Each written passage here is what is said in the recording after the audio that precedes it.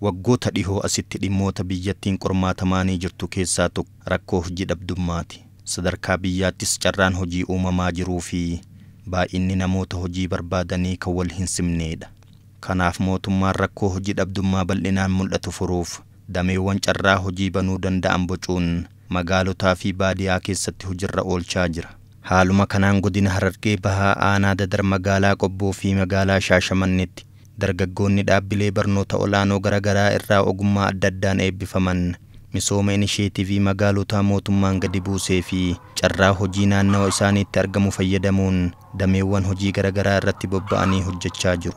Dargaggoonni kunniin waggootaaf hojii mootummaa barbaachatti yeroo qisaasessaa kan turanii fi amma carraa fi haala mijaa'eef itti fayyadamuun waldaadhaan horsiisa lukkuu, furdisa sangootaa fi saawwan aananii irratti gurmaa'uun hojjechaa jiru. Nuti waldaan nama kudhaniin ijaaramne haaluma mul'atu kana namoota liqaa baankii hunda fudhanneeti waan kana gallee jireenya keenya fooyyessuu keessatti maali ni beektaa? Abdiin ilma namaa inni guddaan yeroo jalqaba waan takka hojii galtuu riiskii guddaa jira. Isa san hunda keessa dabarteeti kan guddina irra ga'uu dandeessu. Osoo rakkoon agarree namni tokko osoo waan takka dhiphatee agarree balloo arguun inuma hin jiru addunyaa tanarra. Namni akkuma lafaa keetti balloo qunnamuu danda'u hin jiru. Abjuudhaan yoo ta'e ala. Saniifuu namuu waan adda addaa keessa dabarree qoraan meeqallee fi nu irra bilchaannee kana walitti dhufnee waan kana irra ijaaramnee hojjechuudhaaf jireenya keenya fiichar pilaaniin keenya akka guddatu. Bakka namoota jijjiirama jireenya keenya abdii irraa qabna haala hojiin itti jirru kanaanii jechuudha. Nuti bara 2014 ogummaa fayyaa beeladaatiin Haramaa Yuunivarsiitii irraa eebbifamne. Achi bara 2015 hojii barbaacha olii gadi jooruu turre. Hojii barbaaduun gaa hedduu ulfaataadha yeroo ammaa.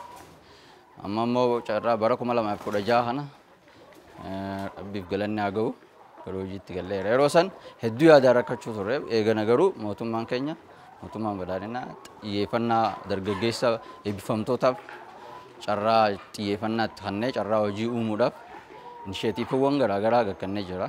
Fulbaana tokkotti jamarree bara 2016 irratti fulbaana tokkorra jamarree akkaataa itti deemaa jirru ammaas haalata amma horii kana horsiifne kan dhalaas ta'e yoo kan dhalaas dhalate gara aannaniitis deemna kan kormaa yoo ta'e gara qalmaatis horsiifna geggeessina. Kanaaf akkasitti deemaa jirra. Carraa hojii kana kan nuti hojii jalqabnu faala nu mijeessan lafallee qopheessanii baasii gara bilii miliyoona 10 ol ta'u baasii gochuudhaan lafa kana qopheessanii manaas ijaaranii meeshaalee hunda nuuf guutanii yaaddoo hojii dhabdummaa kan bara 2015 olii gannu oofaa ture sanirraa bilisa taane gara hojiitti galleerra ammas gabboofneerra.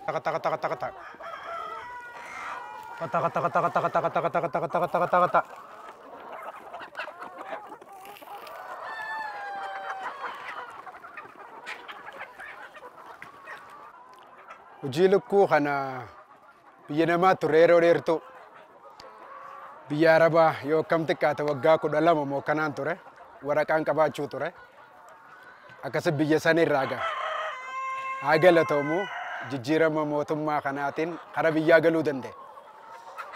Eegaan galee okkupeetara caacitii baasu tokko biyya sanirraa bitadhe hara biyya tiyayyoon galee hojjedhe irra bu'aadhaa jechuudhaan hara biyyaa galee jechuudha.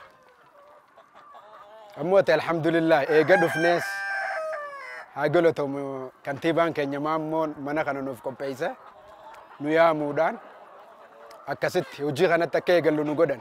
Fooyya'insi keenya fakkeenyaaf yoo fudhanne loowwan duraaniin dhaleen xixiqqaa galchinee turre birrima xiqqaadhaan kanneen illee guddinee kaane amma gara 5-6 dhalanii aannan gaarii kennaatiin jiru ammas. Jijjiiramni baay'ee jira.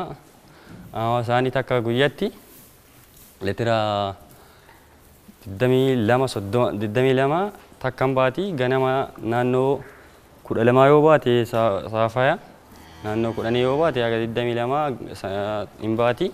Jijjiirama kanarratti baay'ee namatti tola. Akkoo hanqa firii 2 qabna. Nuti amma horsiisa inisheetiivii lukkuu killeeti. Amma start irra jirti killee daddaloo amma eegalu jirti. Yeroo bakka takkaa buustetti akkuma ijaan mul'atu kana baay'inni killee isiitis akkana liqaa mootummaatis kafallee if dandeenye jiraachuudhaaf abdii murreen beeku. Dargaggoonni kunniin waggootaaf hojii mootummaa barbaachatti yeroo qisaasessaa kan turanii fi amma carraa fi haala mijaaheef itti fayyadamuun waldaadhaan horsiisa lukkuu fi furdisa sangootaa irratti gurmaa'uun dargaggoonni kunniin kanaan dura hojii mootummaa barbaadutti yeroo isaanii qisaasessuun dabalata maatii waggootaaf isaan barsiise irratti deebi'anii hirkataa turuu dubbatu. Amma carraa hojii uumameef itti gammaduun xinsammuun isaaniis haara galfii argateera. Adeemsi hojii barbaaduu ni ulfaata akka malee namni baratee taa'u jira jechuun sammuu isaatiif dhiibbaa guddaa takka. Har'a garuu namni ogummaa barateen karaa hojii galee jira jee bakka sammuu isaatti himee jiraachuun waan guddaa takka. Riftii sammuuti hojii qabaa jechuun sammuu isaatiif. Yeroo hojii malee teessu yaaddoo garaagaraatiin hedduu bakka yaadaan olii gad deemta hedduu ulfaata. Sababa biyya kanaa buufaa isin jettii lubbuun.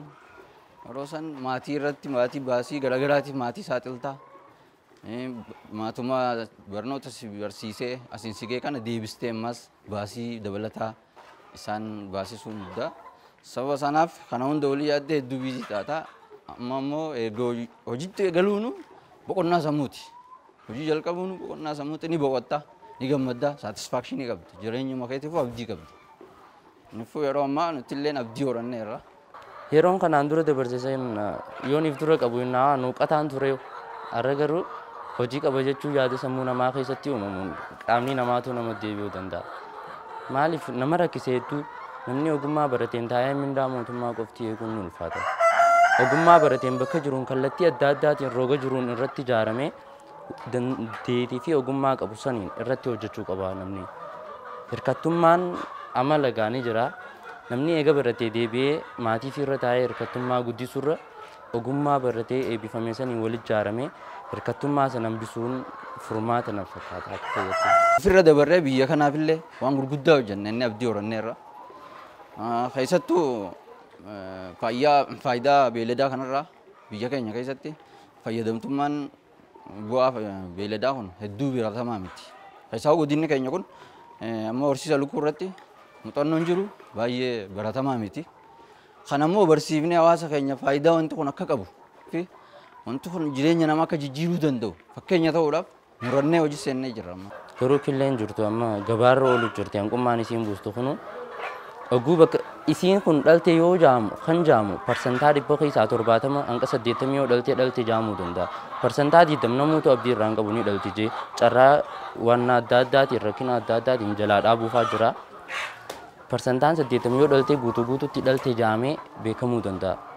Saniifuu hanqa ammaa kanatti gaanuti dhalte amma jalqabarra jirra ka'umsarra jirra malee xumuraa miti jennee abdiidhaan itti socho'uu jirra jechuudha. Dargaggoonni biyyattii aadaa hojii eeggattummaa fi hirkattummaa jalaa bahanii carraa hojii naannoo isaanii jiru mil'achuun hojjetanii uf jijjiirutu irraa eegama jedhu dargaggoonni kunniin ogummaa goonfatanii fi yaada qabanis gamtaa walitti qindeessanii yoo hojjetan ofirra darbanii kan biraafis ooluu akka danda'amu kaasu. Hojiin hojii mootummaa qofaa miti. Hojii addatti namni ogummaa barateen hojii hojjechuu ni danda'a. Ogeessa waan ta'eef saniifuu taa'anii gara tokko qofa ilaaluun sirrii miti. Carraa jiru hunda fayyadamee namni xuruursee ka'ee waan godhuu danda'u hunda godhuu qaba. Hojii mootummaa bichaa eeguu hin qabu. Hojiin hojii mootummaa qofaa miti. Hojii baay'ee jira. Hojii baay'ee jiru kan ammoo akka ogummaa isaatti irratti gurmaa'ee keessattuu amma yeroo ammaa mootummaan keenya xiyyeeffannaa dargaggeessa eebbifamtootaaf hedduu xiyyeeffannaa kenneera. Carraa hojii uumuudhaaf hojii garaagaraa hedduu baasee garaagaraa hunda baasee waa hedduu qopheessu jira. Kanarratti immoo carraa kana fayyadamee dargaggeessa hojii dhabeetiin jira jee abdii hotee taa'u osoo hin ta'in ka'ee gurmaa'ee hojjete biyya kanaafis ofii isaatiifis furmaata ta'uu qaba. Dinagdee biyya kanaa ceesisuudha qaba. Waldaadhaan ijaaramanii mootummaa liqaa gaafatanii liqaa irraa mana akkanaa ijaaranii kaanii gaafataniitiin gara hojii kanatti mootummaa irraa liqii irraa fudhatanii itti seenanii haala gaariidhaan daddafanii jijjiiramuu danda'u kana dhaamus danda'a. Anis fakkeenyaaf kanaan dura baradhaa ture. Erga baradheen booda waldaadhaan ijaaramnee miseensa ta'anii amma hojjannee gara fuuldura ammas jijjiiramnee gara fuulduraattis jijjiiramaatiin deemaa jirra ammas haala gaariidhaanii. Namoota ogummaa qabu roga jiruun irra ijaaramee hojii dhuunfaa hirkattummaa tan hambisuu qabnaa hojii mootummaa qoftii eeguu miti. Hojiin mootummaa qofaa karaa mootummaa qoftiidhaan hin jirtu karaa hundaan jirti. Namoota ogummaa qabu yoo irra ijaarame hirkattummaa hambisuu dandeenya. Innaawaa hanqanii fi nama hojii hin qabne kabiraallee hojii itti godhuu dandeessutti yoo gareedhaan ijaaramte namni qeenxee irra gaawwaloodha kan ittiin hirkattummaa hambisuu danda'u. Yaani dhuunfaa nama tokko hedduu furmaatallee yoo kan fidu ta'e ni ulfaata. Yoo walitti dhufe yaanni hedduun san garuu akkuma manii tokko qorqorroo mukaa fi misbaara kun hundinuu walitti dhufee mana ta'a malee misbaarri qofti mana ta'uu hin danda'u. Yaani nama yookaan garagaraa yoo walitti dhufe akkasitti wanna guddaa fiduu danda'a waan ta'eef gareedhaan ijaaramee nama ogummaa qabduun hirkattummaa akka hambisuu qabnuun itti midhaamaan jiran. Barumsas barannee harka mootummaa kennu warshaalee akkanaa kanneen uumnee ijoollee wajjin gurmuufnee warshaa kana uumnee hojjechuudha jechuudha. Maal godhuu qaba dargaggoon tokko viizhin clear ka ta'e viizhinii qabaachuu qaba. Dargaggoonni amma maal godhan sababa kaan maatii kompileen godhan mootummaa kompileen godhan namoota garaagaraa kompileen. Gama biraan magaaluma Qobboo keessatti namoota kanaan dura hojii industirii godoo fi faaya irratti ganda keessatti faffaca'anii hojjechaa turan bulchiinsi magaalichaa haala mijeessee fi bakka tokkotti walitti qindaa'anii akka hojjetan taasisee jira. Hojiin industirii godoo fi faayaa kun kanaan dura bifa qindoomina qabuun bal'inaan hojjetamuu baatus namoonni magaalicha keessatti damicha irratti bobba'an irraa fayyadamaa jiru. Faayini asii arginu kana faaya keenya faaya Oromoo awwalarraa akhiratti amma gaadaan kun hafee waan faranjiititti hojjetani. Kana kantiibaan keenya kana cufa aadaa keenya calaqqisa. Aadaa keenya hudduu duubatti deebite fuuldura deebisaa nuun jee mana nuuf kenne. Koottaa jee manguddoo kunoo kanatti kunoo manguddoo akka xiyyaatis hedduu asii waliin nu qabee mana nuu kannee gargaarsan nu bira dhaabbatee nu deeggaree waa hunda akkasitti kunoo aadaa keenya akkanatti dhiyeessinee safii hodhinee kunoo quluu tolchinee buchuma tolchinee geeba tolchinee akkanatti isinillee daawwannaa keenyaaf akkanatti nu dhuftan akkasitti nu deeggaree. Waa argata garuu jireenya ammaan tanaa yoo taate malee yeroo duraanii waa argatan. Wanni nu hojjellu qottoo hin hojjelle mancaa hin hojjelle. Waan ablee hin hojjelle billaa adda addaa hundaa hojjelle jechuudha. Hojii kana gaafa qarshii takkaan dalagan hin jammare. Qarshii takkaa san naxumaan dalaga. Biyyaafillee maallaqa hin fudhu. Kanaa kenne qarshii takkaan fudha. Gingiliyoota kana qarshii sadiin fudha. Kanaa kenne kaan inni isaa guutuma fanaa oola. Odoo naan jootin jidduu tana waan biraa kute. Tura keessaa hidhamma eeguma qaniin dhume itti seene haa. Qaniin dhume itti seennaan kunoo maallaqa hoo. Guggoon seenu qarshii kudhani. Odoo deemtuun 20, 30, 40, 50 nu geemma. Dalaga jirraa miti. Mucaan kiyyaas haramaa gahe qaraatii waggaa lama qareemma. Achitti immoo sanis tajaajila. Kan manaa qabus waggaa waan silaa barbaachisu nin gargaaraan kan mana qabus. Ani yoo naaf qotaa miti antana keessa hin bahu. Mucaan hin rakkatin hin jaalladhu maasi gargaara waa cufaa'u. Haadha manaatii wajjin waan gargaara. Duraan harka marannee harka namaa eegganne kanallee amma kana gargaarree waa hunda diddiradhaa jee diddirree kunoo waan dur dhiifne cufaa taakka jennee itti deebine. Alhamdulillah. Gabayaan qaba yoo asitti bitamuu didees yoo asitti gabayaa tirfiisii qabaachuu baates gabayaa biraa geessitee gurgurachuu dandeessa asitti hodhite amma asittis warra gurbaafoo intalafoo kannan gurbaan oggoo fuudha dhaqee intala meeshaa bitanii meeshaa gizee bitan safii bitan waa buchuma bitan waa hunda bitan masoobii bitan as dhufanii bitatan. Inni tokkoffaan iddoo itti hojjannu kan amma agartan kana jechuudha isaan nuti ni kenni.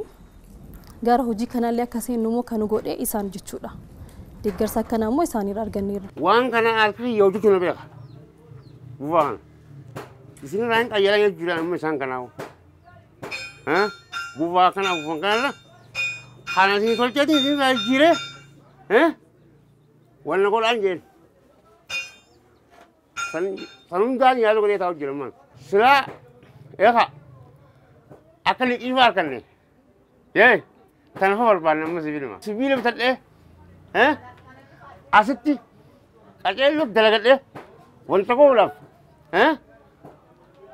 silaa wayyaa mootummaa irraa barbaade gama kiyyaan. Guyyaas goolabe galgalaas goolabe magaalaa irra deeffadhe taa bitamuu didde manatti hin galcha. Tanuma keessaa bitamteen gurgura hin sodaadhu. Ogum maallaqa argadde maallaqa waan masruufaa malee hin galchu isumatti hin deebisa. Useetun akkasii carraaqaa kunoo sadarkaa tanaan ga'e karaarra nagarraa mana naa kennan kunoo kantiibaan biyyaa hojii keetiin madaalamta. Dhalaanis hojjetu ni jirti amma akkanuma kiyya kanatti tabittee goolabdee magaalaa oolchitus hin jirti dhalaan.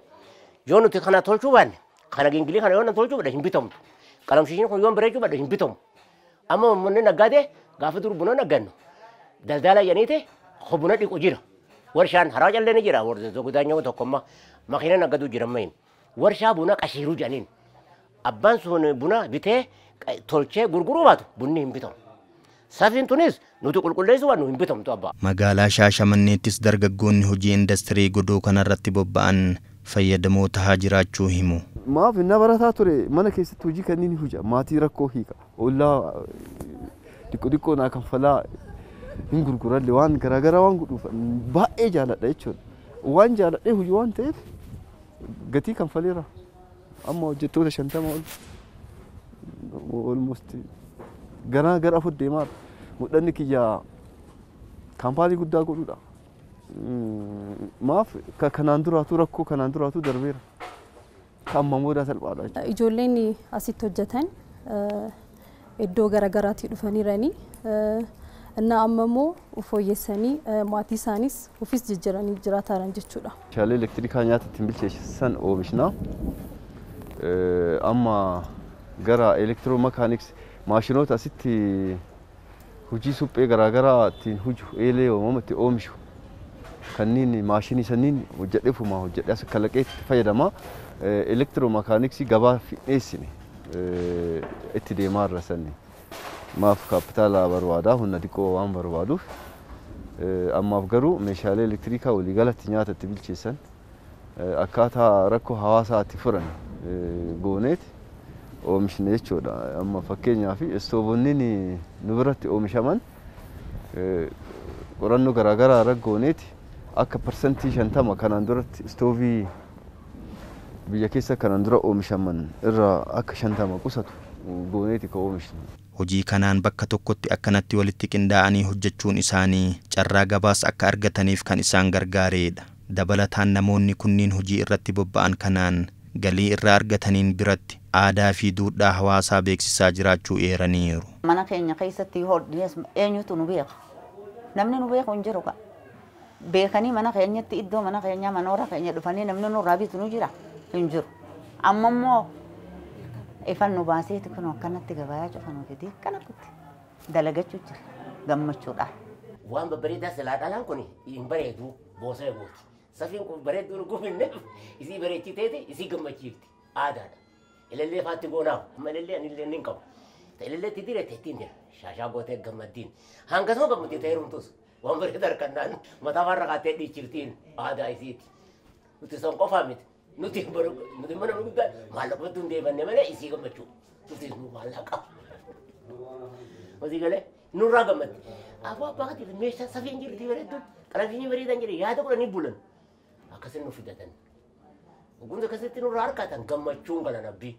Kana maantana guzee gurbaan fuudhu mijuu ja'ameeti obboleettiin gurbaadha. Gurbaan fuudhaa guudeeme obboleettiin gurbaadha.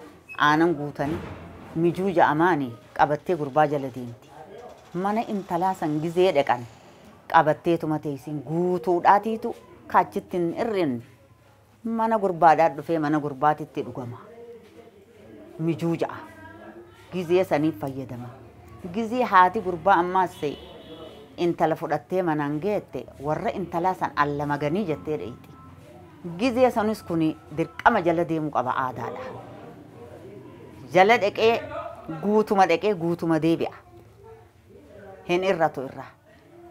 Akkasi yoo akka tasaatitti irrate safuu guddaadha. Inni adababan heera cabsanii jiran. Bulchiinsi magaalaa Qobboo inisheetii fi misooma magaalaa mootummaan gadi buuse giddu galeessa taasifachuun dargaggootaa fi namoota hawaasa keessatti ogummaa garaagaraa qaban gurmeessuun akka hojjetan taasisaa jira. Keessattuu hojiilee misoomaa rakkoo hojii dhabdummaa dargaggootaa hir'isan irratti xiyyeeffachuun hojjechaa jira. Carraa hojii dargaggoota uumuudhaaf hojiin inisheetii fi bifa addatiin hojjetamaa kan jiru ta'uu isaati jechuudha. Akka muummeen ministeera keenya labsan Dr. Abiy Ahmed nuti akka magaalaa teenyaatti keessattuu inishitiiviiwwan haarawaa garaagaraa kilaastara horsiisa lukkuu kilaastara horsiisa loon furdisuu akkasumas loon aannanii dabalataan industirii godoo hojii baay'inaan qulqullinaan magaalaa teenya keessatti hojjetamaa jiru ta'uu isaati keessattuu kilaastara horsiisa lukkuu irratti bifa adda ta'een horsiisa lukkuu killee lukkuu caacutii jennee ganda industirii zoonii lukkuu jennee tokkotti adda baafne jechuudha. Hojii kana ji'a lama keessatti hojjenne. Karoorri mootummaa keenyaa baay'inaan qulqullinaan ariitiidhaan kajoo jechuudha. Kana mirkaneessuudhaaf bara kana kilaastara horsiisa lukkuudhaa kilaastara 8 hojjennee kan xumurree qabatamaan hojii keessa galee kan jiru ta'uu isaati. Dargaggoota baay'eedhaaf carraa hojii uume jechuudha. Nama 48 oliif carraa hojii kan uume ta'uu isaati jechuudha. Akkasumas kilaastara industirii godooti. Ogummaalee garaagaraa ganda keessatti hawaasni keenya ganamaa qabaachaa turan kan akka biyyee suphee dabalataan safii hodhuu akkasumas tumtuu namoota sibiila tuman jechuudha. Namoonni kun ganda keessatti duraan beekamtiin qaban xiyyeeffannaan qaban amma immoo iddoo takka walitti deebinee kilaastara goonee saabuna warra oomishu harkaan jechuudha. Kana hunda iddoo tokko deebifnee namni keenya ijaaramee waan danda'u qabeenya qabnu san itti fayyadamuu qabnaa kajoo xiyyeeffannaa addaatiin industirii godootis magaalaa keenya keessatti kilaasii 16 ol kilaastarii tokko hojjetamee bu'a qabeessa tahaa kan jiran ta'uu isaati carraa hojii waldee 16 kan uume ta'uu isaati jechuudha. Kanaaf bara kana hojiileen gurguddoon inishetiivii guddaan kan hojjetamaa jiru keessa ammallee horsiisa looniiti. Namni keenya aannan magaalaa gurgurata yoo qabaatellee hin dhugu. Nyaata madaalaa argachaa hin jiru. Daa'imni nyaata madaalaa hin arganne sammuu fayyaalessa qabaachuu dandeessu waan ta'eef kilaastara horsiisa loonii goonee aannan ilmatee ifii dhugee dura magaalatti kadheessu. Killeellee oomishee waan isa bira dabre magaalatti kadheessu. Daa'imni isaa nyaatee jechuudha. Osoo nyaanne magaalaa dheesse namni keenya yeroo baay'ee magaalaa gurgura. Kanaaf xiyyeeffannaa addaatiin inishetiiviiwwan haaraa kun bara kana hojjetamaa kan jiran ta'uu isaati. Irraa hojii uumuu wajjin wal qabate bara kana mootummaan keenya karoora xiiqii gubbaa irraa gabbuusen inishetiivii adda addaa magaalaa kana keessatti bal'inaan hojjetamaa jira jechuudha. Keessaawuu dargaggeessa hojii galchuu wajjin wal qabate inishetiivii kilaastara lukkuu bal'inaan cuucis lukkuu killeetis bal'inaan magaalaa tanaaf dargaggeessi gurmaa'ee akka dhiyeessu godhamee jira jechuudha. Inishetiiviin misooma dammaatis inishetiiviin misooma horii gabbisuu bal'inaan magaalaa kana keessatti adeemsifamaa jira. Hojiin piroojeektii immoo akkaatuma mootummaan gubbaarraa kaa'een karoora saffisa ariitii baay'inaan jedhamu san qabannee keessaawuu kobilistoon magaalaa kana keessatti sarara adda addaa ganda adda addaa keessatti hojjetamaa jira.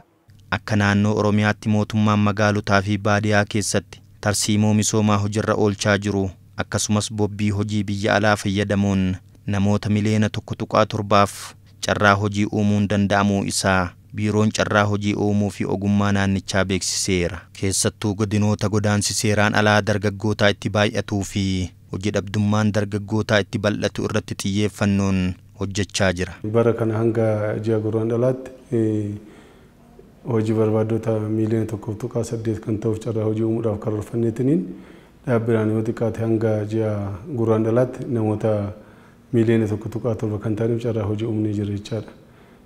Kana keessatti immoo hojii uumamuu kana keessatti gaheen keenya akkuma reef kaasaa turte dargaggoota irratti xiyyeeffannaa guddaa itti kennitiin deemna. Dargaggeessa naannoo keenya keessa jiruuf carraan hojii uumuun dirqama waan ta'eef yoo xiqqaate hirmaannaa keessatti parsantaa 80 akka ta'uuf hojiin hojjetamaa jira.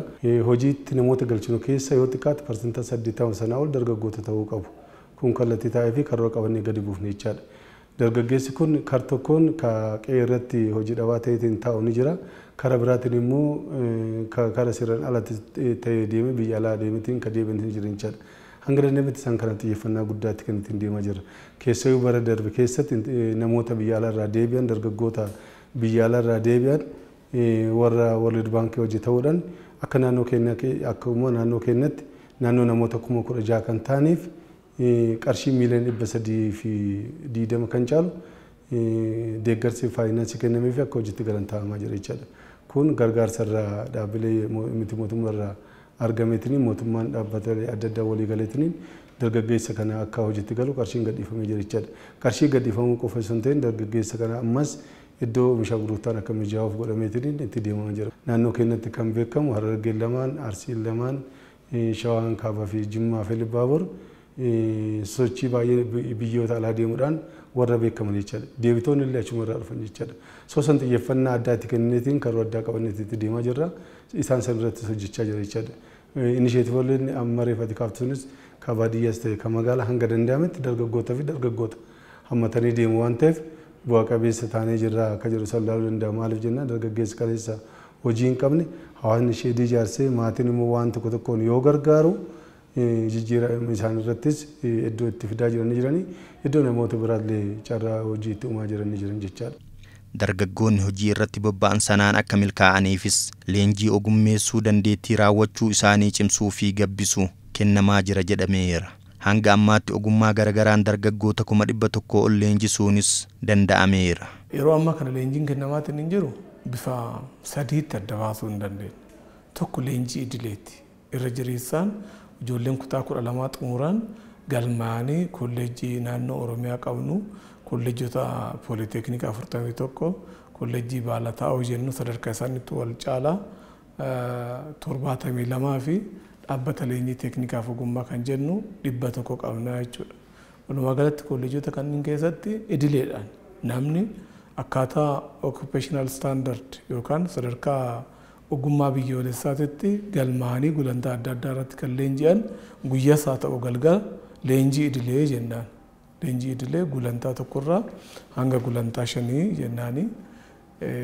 Kan irratti of course bara kana akka karooraatti gara nama 200,000 kan simanneetiin leenjisuudhaaf karoorfanne haa ta'uti garuu ijoollee 100,000 qofattu gara kolleejjota kennaa dhufeetiin leenji'anii jechuudha.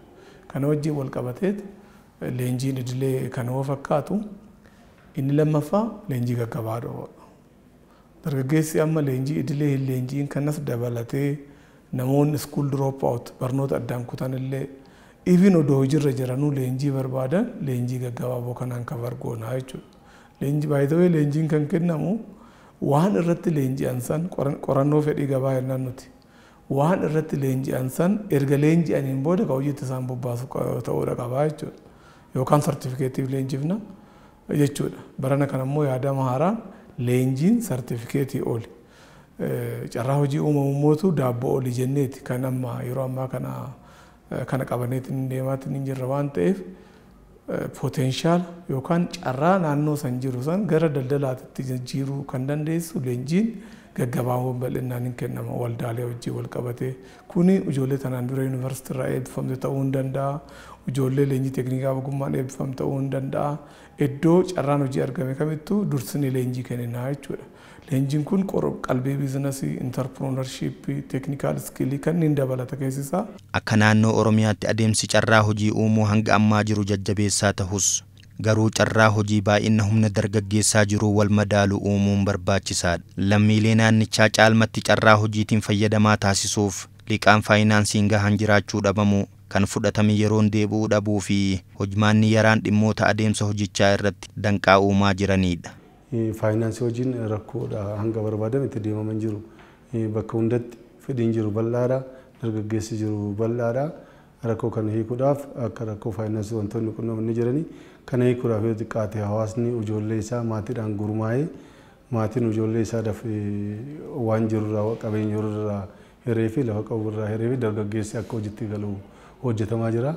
Sunni isaan gara danda'ametti yoo liqiilee ala jiru sana yoo deebisne liqii immoo deebisnee kennuu dandeenya jenneetiniin sochiin bal'aan taasifamaa jira jechaadha. Bifa addaatiin liqiin fannii dargaggootaa jedhameetiin kennamaa ture. Liqiin kun akkaataa itti kenname rakkoo qabaatu garuu liqiin eessa yoo haa ta'u liqiin deebi'uu qaba jechaadha. Kana deebisuudhaaf immoo xiyyeeffannaan addaa itti kennameetiin akka deebi'amu godhamaa jira jechaadha. Nuti ogeessonni yookiin immoo ogeessa sadarkaa naannoorra jiru sadarkaa tokko gadi bu'ee ka godinarra jirus akkasuma sadarkaa tokko gadi bu'ee liqiin kun akka deebi'amu sochiin bal'aan taasifamee hojjetamaa jira jechaadha. Liqiin kun akkaataa barbaadameen kan deebi'u yoo taate kar tokkoon humna baankii siinqee san cibsaa karaa biraatiin dargaggoota biraadhaaf liqii kenna jechaadha. Namni keenya hubachuu kan qabu kan amma lafa taa'aa jiru kan hojiitti hin galiin dargaggeessa kenna jechaadha. Kan amma lafa taa'aa jiru eebbifamtoota yuunivarsiitii fi kolleejii adda addaa irraa eebbifaman jechaadha. So liqiin achirraa deebi'u kun dargaggoota kanaaf madda faayinaansii isaanii ta'a waan ta'eef qaamni jiru hubatee kanarratti xiyyeeffannaa guddaan irratti hojjechuu qaba jechaadha. Kanaaf rakkoo hojii dhabdummaa dargaggootaa qorannoon akka furamuuf karoora waggaa 10 hojjechiisuu danda'u qophaa'aa jira jedhameera. Karoorri amma raawwanni nuti jenneetiin si kaasaa ture kun karoora qabanne keessaa sadarkaa kanarra ga'inira. Gaafa kana jennu hojii dhabdicha naannoo keessa jiruuf furmaata kennee ka jedhu san ejjennoo san isin qabne jechuudha. Maaliif jennaan hojii dhabduu carraan nuti uumaa jirruu fi hojii dhabdummaan bara baraan dabalaa jiru baay'ee guddaa jechaadha. Unemploymentiin hojii dhabdummaan amma keessa magaalaa irratti jiru baay'ee dabalaa jira jechaadha. So kan hir'isuudhaaf kar tokkoon qabeenya naannoo san jiru san fayyadamee dargaggeessa hojiitti galuu qaba. Kana gochuudhaaf immoo qabeenya nuti qabnu maali? Maal irratti hojjennee dargaggeessa keenya hojiitti galchuu qabna akka jedhu bifa saayinsaa ta'een qorannoo poteenshaalaa gaggeessaa jira jechaadha. Wal faana ka fedhii leenjiidhaafis ka carraa hojii uumuuttis gaggeessaa jira jechaadha. Kana wayita gaggeessinu dargaggeessi carraa maal qabna yoo xiqqaate waggaa 10 hojjechiisuu kan danda'u dokumentiin qophaa'ee qorannoon qophaa'ee gadi bu'eetiniin dhunkaaleen guutamaa ol deebi'aa jiran jechaadha. Sun yoo faayinaalaayiz ta'u qabeenya nuti qabnu maali? Sadarkaa aanarra gandarra jalqabeetiin qorannoon kun gaggeeffamaa jira. Yoo xiqqaate waggaa 10 fi sana ol waggaa 10 tajaajiluu danda'a jennee yaadne jechaadha. Maaliif jennaan qabeenyi naannoo san jiru maali? Amma nu biratti ka barame maali? Dargaggeessi naannoo keenya jiru bichaana warra baay'ee balu daldala yoo ta'e hunduu daldala jedheetiin deema jechaadha. Sanirra carraan naannoo jiru sun maali ka jiru san bifa saayinsaa ta'een qoratamee akka adda bahu leenjiin barbaachisu kennamee sooftiweeriin qophaa'eetiin gadi bu'ee jira. Dakka sirraa ragaa sun ol dhufaa jira. Ol dhufeetiin yeroo as ga'u xiinxalameetiin maali qabeenya nuti qabnu ka jiru sun akka godinaatti akka aanaatti qabeenya maal qabna dargaggoota hojiitti itti galchuu dandeenyu ka jiru sun adda baafanneetiin beekuu dandeenya jechaadha. Gaafa san beekne dargaggeessa hundumaa gosa hojii tokko irratti gurmeessineetiin hojiidha wal cinqurra qabeenya hojii san irratti dargaggeessa socho'ee hojii isaa akka uummatu leenjiin leenjamu riisoorsiin naannoo san jiru beekamee dargaggeessi fedhiin naannoo jiru san maali ka jiru san beekee leenjii sanis leenji'uu danda'a jechaadha. Amma guddaa rakkoon nu bira jiru maali riisoorsii naannoo keenya jiru qabeenya naannoo keenya jiru hundinuu itti fayyadamnee bu'aa qabeessa hin taane jechaadha. So wanti nu hafe maali ka jiru sun bifa qorannoodhaan gaggeeffamaa jira. Inni faayinaalaayiz ta'eetiin as ga'eetiin xiinxalamu yoo ta'e nama baay'eedhaafis carraa hojii uumuu dandeenya. Maal irratti carraa hojii uumuu dandeenya akka jiru san ditteeel nu agarsiisuu danda'a waan ta'eef rakkoo amma nuti jennu san nu hiikuu danda'a jechaadha. Bara kana wanti addatti hojjetamaatiin hin jiru keessaa haga nama 500,000 oversee employment yookaan carraa biyya alaatiif kennuudhaaf karoorfatee hojjetaatiin hin jira. Kana keessaa gaheen Oromiyaa bal'aa akka ta'een beekama waan ta'eef kana jiddu galeessa godhanneet leenjii biyya alaa kana bobbii biyya alaa jennaani haa ta'uti amma yeroo ammaa kana bal'inaan kan kennamaatiin hin jiru leenjii domestic work hojjettoota manaa biyyoota irra jireessaan biyya alaa yookaan biyya arabaa jennu kana keessatti kan hojjetan kunillee bal'inaan hojjetamaatiin hin jira. Faayidawee kuni ijoolleen tanaan dura osoo baadiyyaa ba'anii baay'een keenya bu'uurri keenya baadiyyaadha. Akkumatti sirema Itoophiyaa keessaa akkatti hojjechuu danda'an kan magaalaa isaanii osoo hin argin biyya arabaa biyya teekinooloojiidhaan sadarkaa guddaarra jiru gahuun dhaqanii yoo achi dhaqan hojii wallaalanii hojii yoo wallaalan immootu achitti ofirraa gadi darbanii namni amma mana hidhaa jira maalii jennu kunniin leenjii malee deemurraa rakkoo dhufe jenneettiin hin amanna waan ta'eef bal'inaan leenjii biyya alaa bobbii biyya alaa kana kennamaatiin hin jira. Naannoon keenya naannoo guddaadha.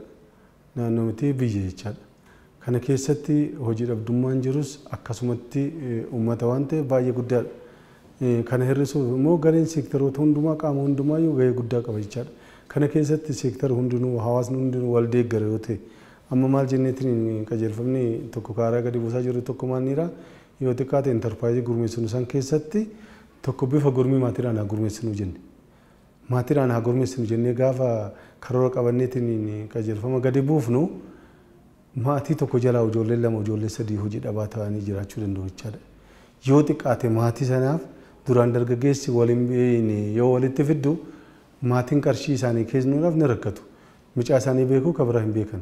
Yoo xiqqaate immoo ijoollee isaanii kan isaan qabatanii wajjin yoo gurmeessine ta'e taanan maatii waan qaburraa isaan deeggaruu danda'a jechaadha. Sunis akka tooftaa tokkotti ta'eetiin carraa hojii isaanii uumachuu danda'an. Akkaataa duraan itti deemaa jiruun intarpiraayizii tokko keessatti baay'inni miseensa maatii parsentaa 49 caaluu hin qabu jenneetiin qabnee itti deemaa jira jechaadha. San caala yoo xiqqaate warra maatiidhaan adda addaa yookiin immoo hojii dhabaa magaalaa san qofa walitti finneetiin jiru namoonni amala adda addaa qabaachuu danda'u jechaadha. Whereas garuu warra maatii tokkoo yoo gurmaayetiin hojiitti kagalu yoo taate seerri daldalaa isaa eeyyama. Maatiin mana jireenyaa sana akka daldalatti fayyadamaniitiin ijoolleen isaanii achi keessatti akka hojjetan gochuu danda'anii qarshillee yoo mobilaayiz godhanii maatiin itti baase ijoollee isaatiif baase tooftaa sanillee yoo fayyadamne carraa hojii uumuu dandeenya jechuudha. So kana beekee maatiin ijoolleen isaanii hojii barbaadaa ta'an kunis akka carraatti ni jira waan ta'eef xiyyeeffannaa guddaan yoo itti kennanii deeman ijoolleen kana fayyadamanii carraa hojii isaanii uumachuu danda'an jechuudha. Inni biraa maayikiroolee faayinaansii adda addaa sadarkaadhaan jiranitti fayyadamne akkaataa ulaagaalee isaan barbaadan yoo guutan sanis itti fayyadamuu dandeenya jechuudha. Kun qabeenya naannoo risoorsii naannoo keenya jiru san qixa sirrii ta'een fayyadamne yoo ta'e carraalee akka mootummaatti yoo xiqqaate mootummaan walitti hidhamiinsa gabaa dambiidhaan gadi buusee jira. Dambii 226 keessatti yoo xiqqaate piroojeektii qabu keessa hanga miiliyoona 10 hanga miiliyoona 50 intarpiraayizotaaf haa kennamu jedhamee jira. Intarpiraayizoonni carraa san fayyadaman walitti hidhamiinsa gabaa uumamee fi carraa piroojeektii san fudhataniit yeroo itti aanu keessatti isaan sanirraa hojii sana hojjechuu danda'anii kan itti aanu immoo dargaggeessi biraadhaaf carraan hojii uumamuu danda'a jechuudha. Tooftaalee akka isaan hojjechuu dandeenya. Kana keessatti immoo gaheen sektoroota hundumaa olaanaadha jechuudha. Waajirri lafaa gahee inni as keessaa qabutu jira. Waajirri hawaasummaa gahee inni as keessaa qabutu jira. Waajirri bishaanii waajiraaleen seektaraaleen akka naannootti jiran hundinuu carraan hojii seektara hunda keessatti uumame jechuudha. Biiroon keenya gahee hunda seektaraalee kana leegaaliitii gochuudhaa fi gurmeessuudha malee seektaraalee hunda keessatti iyyuu carraan hojii uumame jechuudha. So seektarri carraa hojii uumuu keessatti seektara isaa keessatti carraa hojii uume dargaggeessa keenya hedduudhaaf carraan hojii uumamuu danda'a jechuudha. Inni biraa piroojeektoota naannolee jiran piroojeektoota gurguddoo akka federaalaa naannoo keenya keessa jiran fayyadamnee carraa hojii uumuudha jechuudha.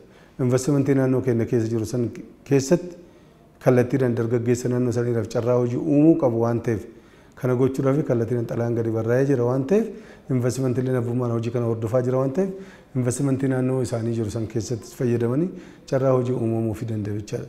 Qaxarriileen carraan hojii uumamuu fi danda'u waan ta'eef warshaalee naannoo isaanii san keessa jiran soo kana gochuudhaaf immoo intarpiraayizoonni keenya dargaggeessi keenya sarchi gochuu qaba jechuudha. Carraa hojii uumuudhaaf mootu namni leenjii qabaatee qorqalbii biizinasii qabaatee leenjii daldaluu, leenjii waa bituu, leenjii waa gurguruu, leenjii waa oomishuu kana yoo qabaatin carraa hojii leenjii alatti uumnu bu'aa tokko waan hin qabneef keessattuu bara 2016 bara karoora xiiqii carraa hojii ogummaadhaan durfamu hojiirra oolchuudhaaf lammiilee 10,000tti lakkaa'amaniif leenjii kennanii isaanumaaf immoo carraa hojii uumuuf hojii bal'aan hojjetamaa jira. Sadarkaa biyyaatti carraa hojii biyya keessaa fi alaatiin lammiilee miliyoona 9 oliif carraa hojii uumuuf hojjetamaa kan jiru yoo ta'u kana keessaa bobbii biyya alaatiin qofa lammiilee 500,000 fayyadamaa taasisuuf hojjetamaa jira.